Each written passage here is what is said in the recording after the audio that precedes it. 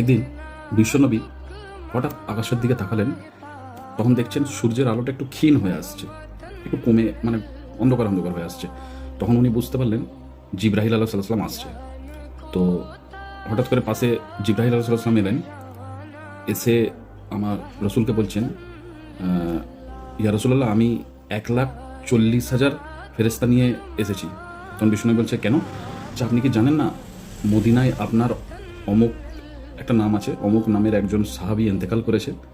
তো শোনার পরে সঙ্গে সঙ্গে আমাদের বিশ্বনবী ইন্না লিল্লাহি ওয়া ইন্না ইলাইহি রাজিউন পড়লেন।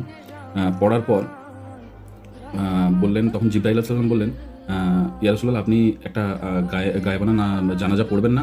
তখন বিষ্ণু বললেন, অবশ্যই সব কিছু প্রস্তুতি নেওয়া হোক। বলে প্রস্তুতি নেওয়া হলো।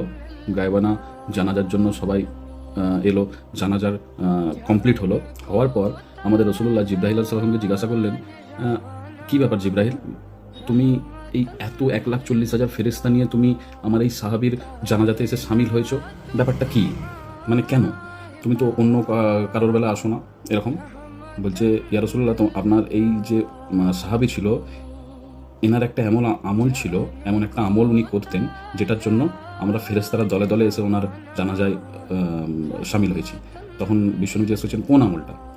বলছে, তখন বলে যে আপনার এই সাহাবী ঘুরতো ফিরতো, যখনই মন যেত সূরা ইখলাস পড়তো।